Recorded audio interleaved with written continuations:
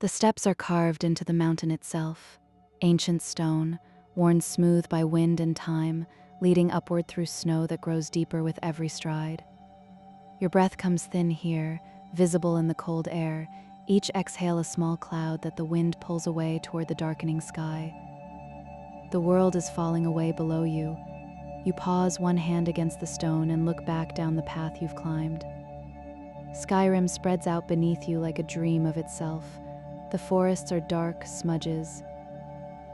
The rivers, thin silver threads. Somewhere down there, fires are being lit in hearths. Doors are closing against the cold. But here, at this height, there is only you and the mountain, and the sky growing darker overhead. The air tastes different this high. Clean, almost impossibly clean. It fills your lungs with a sharpness that makes you feel more awake than you've felt in months. There's no scent of wood smoke here, no smell of earth or pine. Just cold and stone, and the faint mineral taste of snow that's never melted, not in centuries. You keep climbing. The steps narrow as they wind around an outcrop of rock, and you press close to the mountain's face, feeling the cold stone through your gloves. The wind pushes at you gently here, testing but not unkind. It's steady. This wind, predictable. It's been blowing across this summit since before the first Nord set foot in Skyrim, and it will blow long after the last. Above you, the sky is deepening from blue to something darker. Not quite black, not yet. The color of deep water or old ink. The sun has already set somewhere behind the western peaks, and what light remains is indirect, soft, turning the snow around you pale violet and gray. Your legs are tired, but it's a good tiredness. The tiredness of effort honestly spent. Each step is deliberate now, carefully placed. The snow crunches beneath your boots, and sometimes you hear the mountain itself, small sounds of settling stone, of ice shifting somewhere deep within. The path levels just a little. You've reached the shoulder of the summit, where the ancient stone markers begin. Tall pillars, carved with words in a language older than common. The wind has scoured them smooth in places, but you can still make out the shapes. Warnings, maybe, or blessings. It's hard to say. You pass between two of the markers, and the wind changes. Gentler here, somehow, as if the stones themselves are offering shelter. Ahead, you can see the final rise, the last stretch of path before the true summit. The throat of the world. The highest point in all of Tamriel. You're so close now. The snow is pristine here, barely disturbed. Your tracks will be the only ones, at least until the next snowfall erases them. There's something humbling about that. Something that makes you feel both very small and strangely held. The wind breathes across the mountainside, low and constant. You adjust the pack on your shoulders and keep climbing. Not much further now. The sky overhead is scattered with the first stars, bright and unwavering in the thin air. They don't twinkle here the way they do in the valleys. At this height, they burn steady like distant fires that will never go out. Your hand finds the next handhold in the rock. Pull, step, breathe. Pull, step, breathe. The rhythm of it steadies you. There's no hurry. There's nowhere else you need to be. Just this mountain and this moment and the slow, patient work of reaching the top. The wind carries no sound but its own voice. No birdsong up here. No rustle of leaves, no distant voices, just the wind, and sometimes when it pauses, a silence so complete it feels like the world is holding its breath. You climb the last few steps and the ground levels out beneath your feet. You've arrived. The throat of the world spreads before you, a broad expanse of snow and ancient stone. The ruins of something, maybe a temple, maybe a meeting place, are half buried in drifts that have accumulated over centuries. Broken pillars, carved archways leading nowhere, and beyond them, nothing but sky. You walk forward slowly, boots sinking into fresh powder. The wind has carved the snow into smooth, rolling shapes, beautiful in a stark way. The light is fading fast now, the sky shifting toward true night, and the temperature is dropping with it. You can feel it in your face, in your fingertips, but you're prepared. You find a spot in the lee of a great carved stone, a place where the wind doesn't reach quite so directly. The stone still holds a little warmth from the day's sun, though it's faint. You shrug off your pack and begin to settle in, wrapping yourself in the heavy furs you carried up. Thick wool, layers.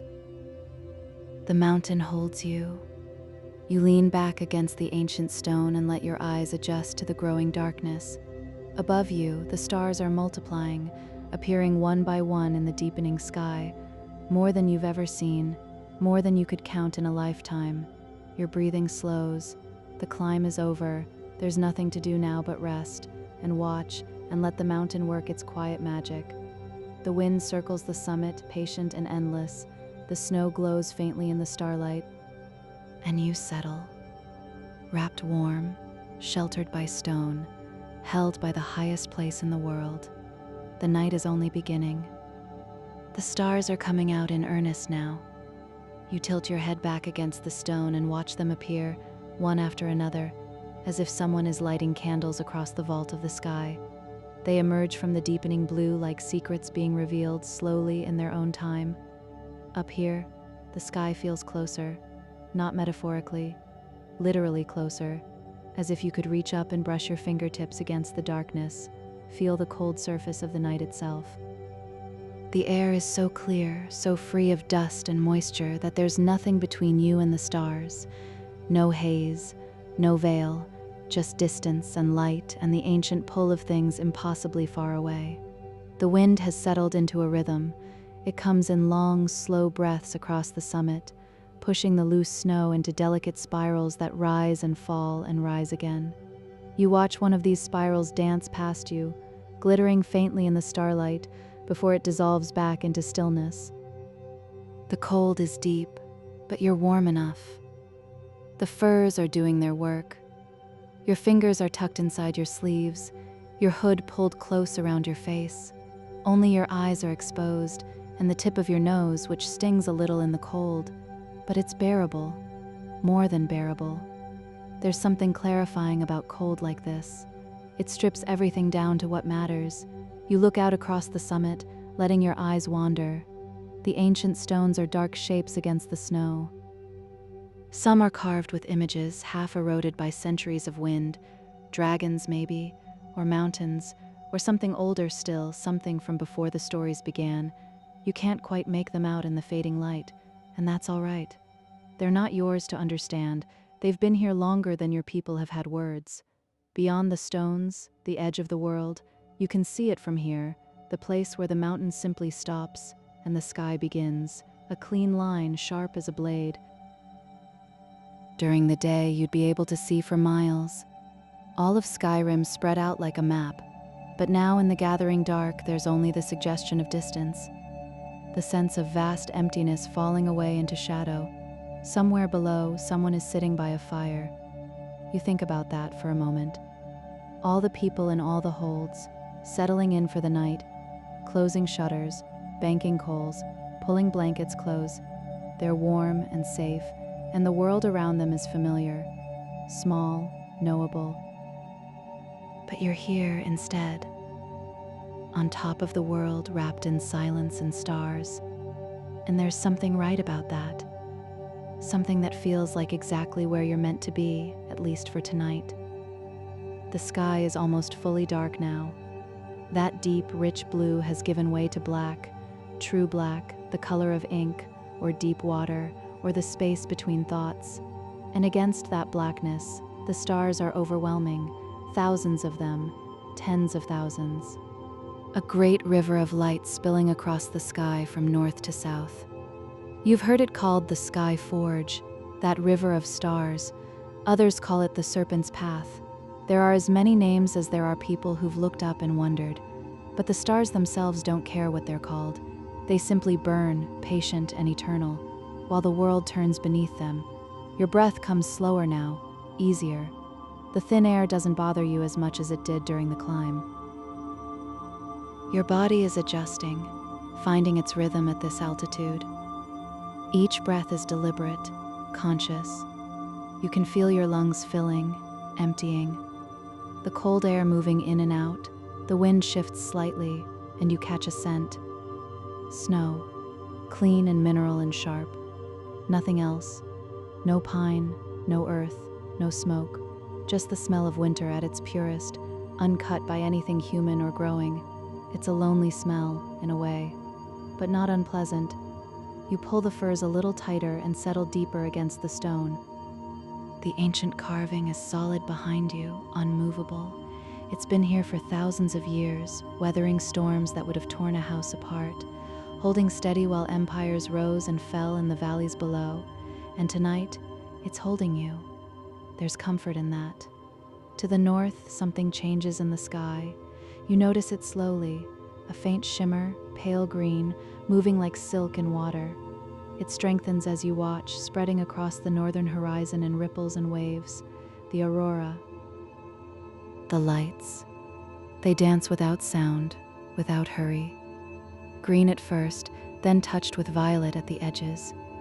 They move the way smoke moves, the way dreams move, flowing and shifting in patterns that almost make sense but never quite resolve into anything solid. Beautiful, in a way that makes your chest feel tight. You've seen the lights before from the valleys, but never like this, never so close. Up here they seem near enough to touch, great curtains of color hanging in the sky just overhead. You could reach up and your hand would pass through them, and they would flow around your fingers like water, like light, like something that exists between the two. But you don't reach up. You just watch and let them dance, and feel the cold settle deeper into your bones while the warmth of the furs keeps it at bay. The balance between the two is perfect. You're right at the edge, where cold and warmth meet, where earth and sky meet, where waking and sleeping begin to blur. The wind breathes across the summit, patient as always. Somewhere in the darkness below, a wolf howls. The sound reaches you faint and distant, almost lost in the wind. A reminder that you're not entirely alone in this wilderness. There's life down there, going about its business in the dark. But up here, there's only you and the mountain, and the silence between the stars. The aurora continues its slow dance overhead. You lose track of time watching it, minutes maybe, or an hour. Time feels different at this height. Thinner, like the air. Less insistent. The sky shifts through its colors, green bleeding into pale gold, then back to green again, and you simply exist within that shifting light, breathing, being. Your eyes grow heavy, just a little, not from tiredness exactly, more from contentment, from the deep satisfaction of having climbed this far, of resting in this high place, of being exactly where you are. There's nowhere else to get to, nothing else that needs doing. The stars burn overhead, steady and sure. The wind circles the summit in its endless round. And you sit wrapped in fur and stone and silence, watching the night deepen around you, feeling the mountain breathe beneath you, slow and patient and impossibly old. The throat of the world holds you in its stillness, and the night goes on. The darkness has weight now, not oppressive, but present, solid. You can feel it surrounding you like water, cool and complete. The only light comes from the stars and the slow-moving aurora, and both are enough, more than enough. They paint the snow in shades of silver and pale green, turning the summit into something dreamlike. Your breathing has found its deepest rhythm. In, slow and full. Out, letting the cold air carry away whatever tension remains in your shoulders, your neck, your jaw. Each breath is its own small meditation. The air is so thin here that breathing becomes something you notice, something deliberate rather than something that simply happens. The wind has gentled even further. It's still present, still moving across the summit, but softer now, less like a force and more like a presence, a companion in the dark. It touches your face with cold fingers, then moves on, circling the ancient stones, stirring the snow into brief, glittering life before letting it settle again. You shift slightly against the stone, adjusting your position. The furs rustle. Your joints are a little stiff from sitting, but not uncomfortably so. You stretch your legs out in front of you, boots disappearing into the snow, and flex your toes inside the thick wool. Still warm, still dry. Everything is as it should be. Above you, the aurora continues its dance, The colors have deepened. What was pale green is now richer, almost emerald in places, shot through with threads of violet and the faintest touch of red. The curtains of light sway and ripple, forming shapes that your mind wants to recognize. A face almost, a hand reaching, an animal running, but the shapes never hold. They dissolve back into formless beauty before you can name them. There are stories about the lights you remember, old stories. Some say they're the souls of warriors fighting eternal battles in the sky. Others say they're bridges between worlds, doorways to places beyond mortal knowing. The Khajiit believe they're the reflections of the moons on the edge of the heavens, but tonight they're just light, beautiful, moving light, and that's enough. You don't need them to mean anything more than what they are. Sometimes beauty is its own purpose. The stars wheel slowly overhead. You find familiar patterns. The thief, low on the western horizon. The warrior, standing tall above the southern peaks. The mage, scattered across the eastern sky. Constellations you've known since childhood, rendered brighter and clearer than you've ever seen them. And between the constellations, the countless unnamed stars. Each one a sun, perhaps. Each one with its own worlds, its own mountains, its own pilgrim sitting in the cold and looking up.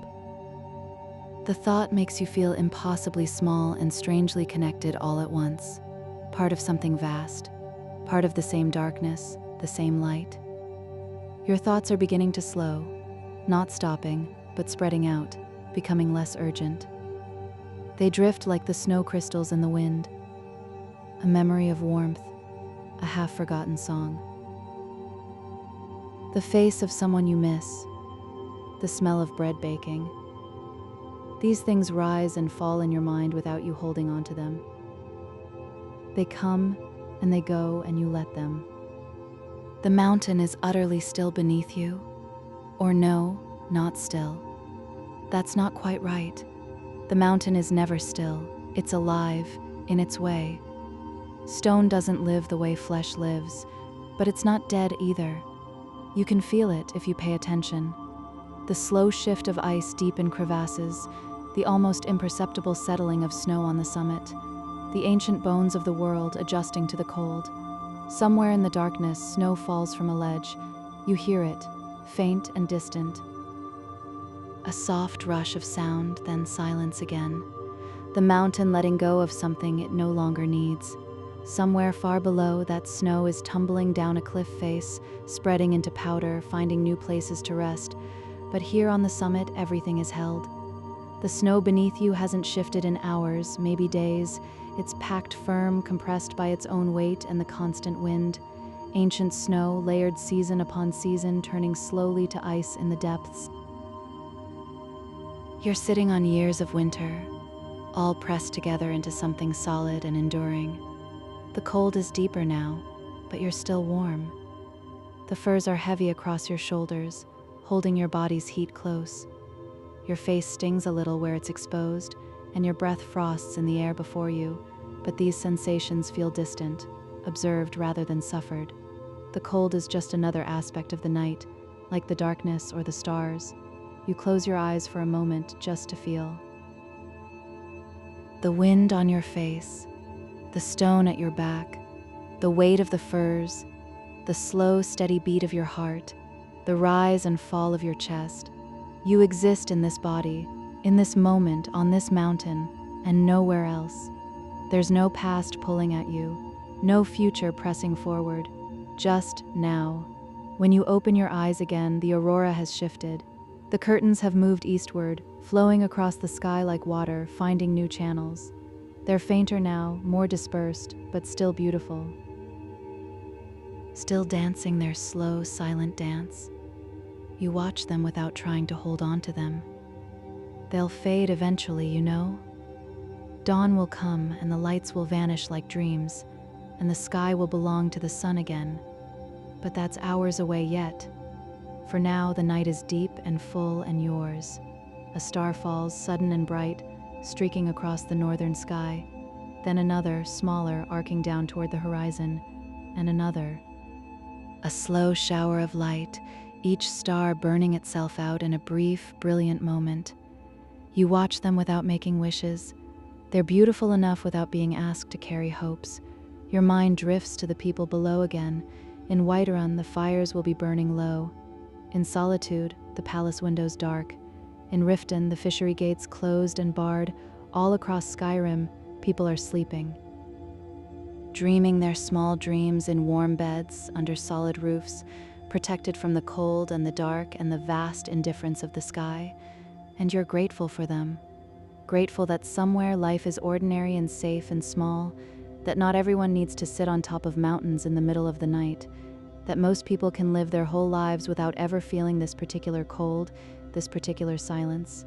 But you're grateful to be here too, to have climbed this far. To be sitting in this high place, watching the stars wheel overhead, feeling the mountain breathe beneath you. There's a rightness to it that you can't explain and don't need to. Some things just are. The wind circles the summit once more, gentle and constant. You pull your hood a little closer, tucking your chin down into the warmth of the firs. Your eyelids are heavy now, properly heavy, weighted with contentment rather than exhaustion. But you're not ready to sleep yet, not quite. There's still the deep middle of the night to come, the hour when the world is most quiet, when even the wind sometimes pauses, and the only sound is your own breathing, and the stars burn so bright they almost hurt to look at. You'll wait for that. You'll sit here wrapped in stone and fir and silence, and wait for the deepest dark, the hour when the mountain truly rests, when all of Tamriel rests, and then perhaps you'll rest too. The aurora fades slowly overhead, thinning into wisps.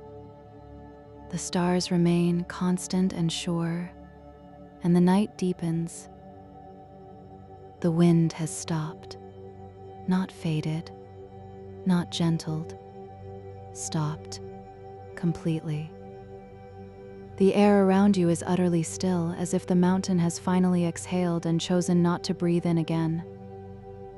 The silence that follows is so profound it feels like a presence of its own. You sit within it, barely breathing yourself. Even the small sounds have ceased. No distant snow falling, no ice shifting in hidden places, no wind moving across stone. Just silence. The deepest silence you've ever known.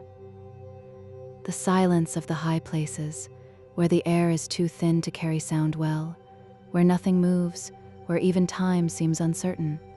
The stars overhead are almost painfully bright. With the aurora gone now, faded completely into the northern horizon, there's nothing between you and the full weight of the night sky. The Milky Way stretches from horizon to horizon, so dense with stars that it looks like a path you could walk on, like a road leading somewhere beyond the world. You can see stars behind stars behind stars. Layers of light, each one a world away, each one burning with its own ancient fire. Some of that light began its journey before your grandparents were born, before Skyrim was Skyrim, before the first stone was laid in the first city, and it's reaching you now, here, on this mountain, in this moment. Your breath is the only movement in the world. In and out, in and out. Each exhale a tiny cloud of frost that hangs for a moment in the still air before dispersing. Slowly, so slowly. Without wind, even your breath doesn't know where to go. It simply exists, for a heartbeat or two, then fades. The cold has settled into something constant, no longer biting, no longer demanding attention. It's simply there, pressed against your skin wherever the furs don't cover, your cheeks, the tip of your nose. But it's steady now, unchanging, and your body has stopped fighting it. You've reached an equilibrium. The cold outside, the warmth inside, balanced perfectly. You can feel your heartbeat, slow and steady in your chest. A rhythm so calm it feels ceremonial.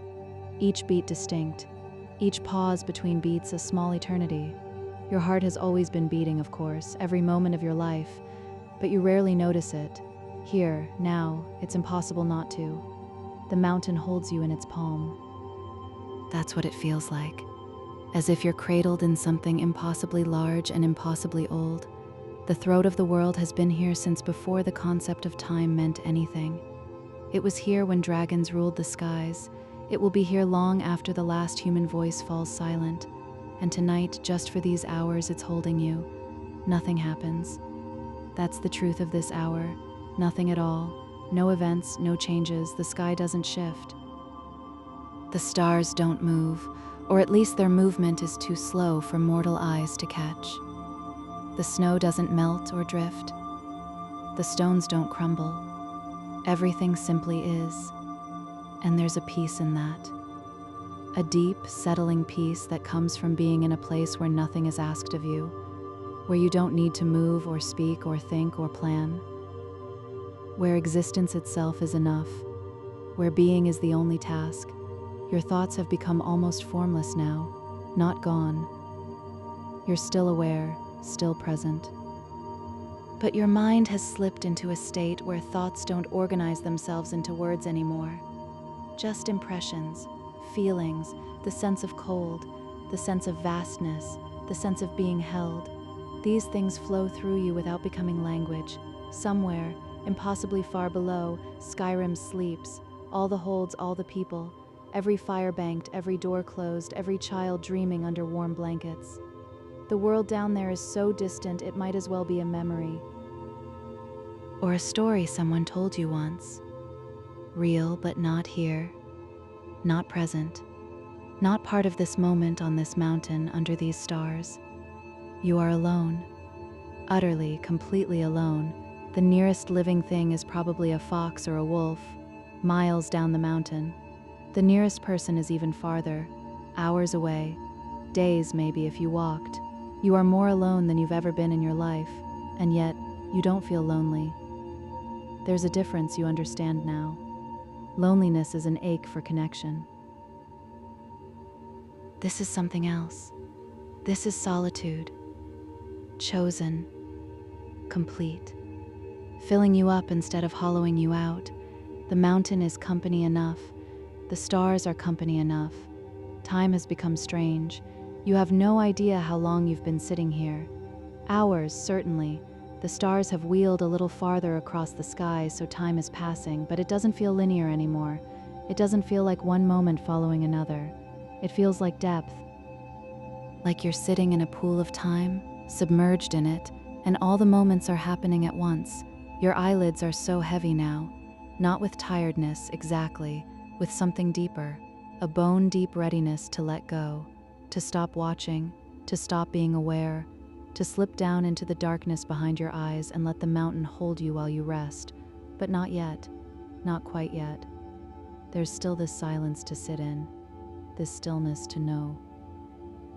This hour that exists only here, only now, only on the highest point in the world when the wind has ceased and the stars burn and nothing at all, disturbs the peace. A single snowflake falls past your face, just one, drifting slowly downward, catching the starlight as it tumbles.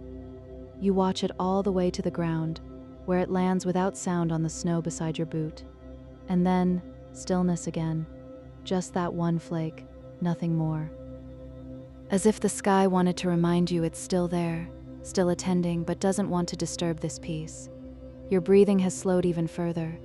So slow now that there are long spaces between each breath. In, pause, out, pause, in. The pauses are so long you almost forget to breathe again, and then your body remembers gently and draws in the cold air once more. The stars wheel in their ancient paths overhead. The warrior dips toward the western horizon. The mage climbs higher in the east. Constellations you don't have names for, patterns the ancient Nords knew but never wrote down, moving through their eternal dance while you sit and watch and exist. Nothing asks anything of you. The mountain doesn't need you to understand it. The stars don't need you to name them. The cold doesn't need you to fight it. The silence doesn't need you to fill it. Everything is complete without your effort. Everything simply is, and so are you. Simply here. Simply breathing. Simply being. The cold stone at your back. The heavy furs around your shoulders, the thin air in your lungs, the stars overhead burning their patient fire, the mountain beneath, holding you safe, and the silence, the perfect, complete, holy silence of the hour when the world rests deepest. You close your eyes just for a moment. The darkness behind your eyelids is soft and warm, welcoming. You can still feel everything: the cold, the stone, the weight of the firs. But it's all distant now, like sensations in a dream, present but not demanding. When you open your eyes again, the stars are still there, still burning, still wheeling, still watching over this quiet mountain, this quiet night, this quiet moment that stretches on and on into something that feels like forever. The hour of stillness holds you, and you let it. Something is changing in the east. You sense it before you see it.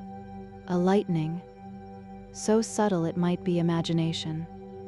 The black sky over the distant mountains, perhaps a shade less black than it was, or perhaps not. It's hard to say. But something has shifted. The night is beginning, finally, to think about ending.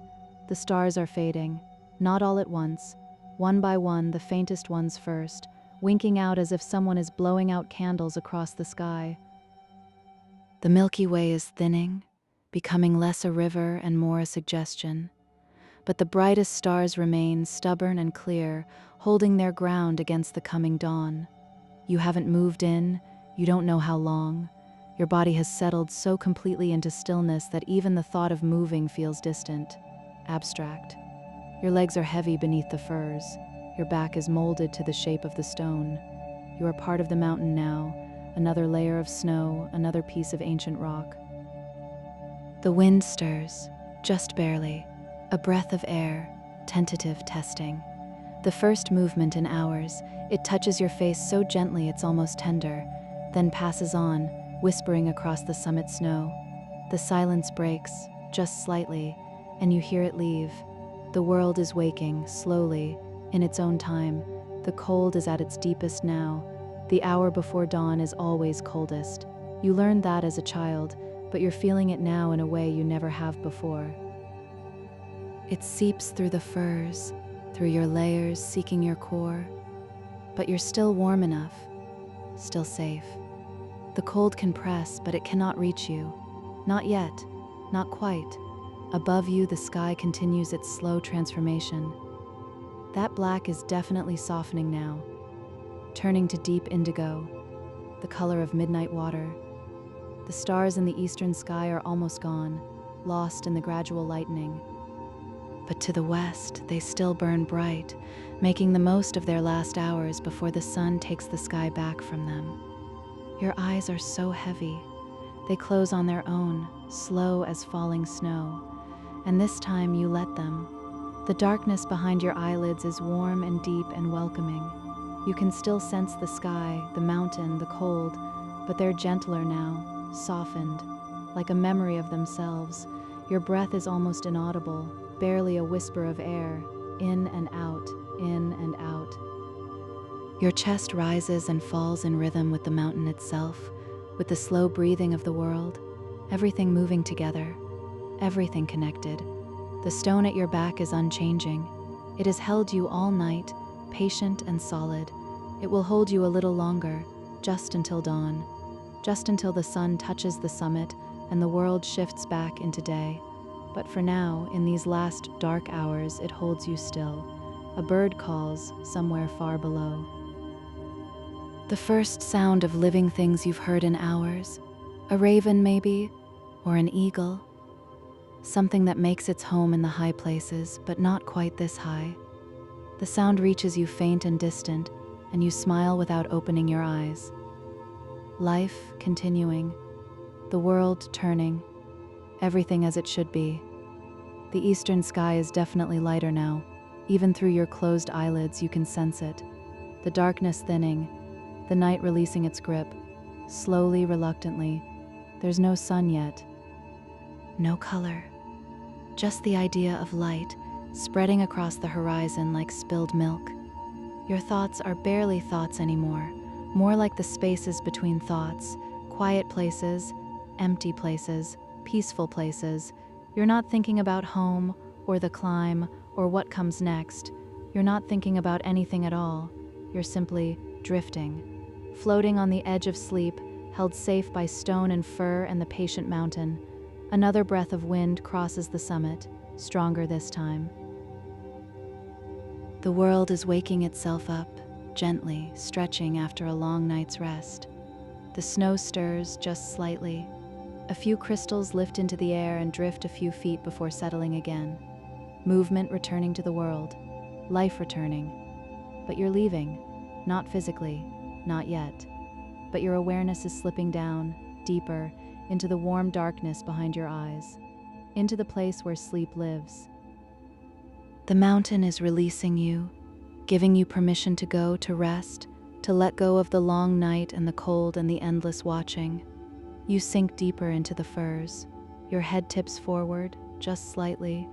Your breathing deepens, slows even further. Each breath is a journey, down into your lungs, filling them completely, then out again, letting everything go. Tension, awareness, the need to stay present. The sky above is turning, indigo to violet, violet to something softer. The eastern horizon is glowing now, just barely. Not yet gold, not yet pink, just glow. The promise of light, the certainty of day. But it's still far enough away that the night can hold you a little longer. The stars are almost gone now, just the very brightest remain. The morning star, burning alone in the east, a few others scattered across the western sky, making their slow retreat. They've watched over you all night, these stars, keeping vigil while you sat and breathed and existed. And now they're going to rest, too, fading into the daylight, waiting for nightfall to return. Your heartbeat is so slow, so calm, each beat a gentle reminder that you're alive, that you're here, that you're safe. The rhythm is hypnotic, soothing, pulling you down like a tide, like gravity, like sleep itself. The mountain holds you, the same way it's held 1,000 pilgrims before you, the same way it will hold 1,000 more patiently, eternally, without judgment or expectation. It asks nothing. It simply holds. The wind breathes across your face, cool and clean. A blessing, a benediction. The mountain saying, rest now, you climbed far enough. You stayed long enough. You watched the stars wheel and the night deepen and the silence fill the world. You did what you came to do, now rest. Your body listens. It sinks deeper against the stone. Your muscles release one by one. Your jaw unclenches, your shoulders drop. Your hands unfold from inside your sleeves and lie still in your lap. Everything letting go, everything releasing. The eastern sky is glowing brighter now, pale gold beginning to touch the edges of the clouds.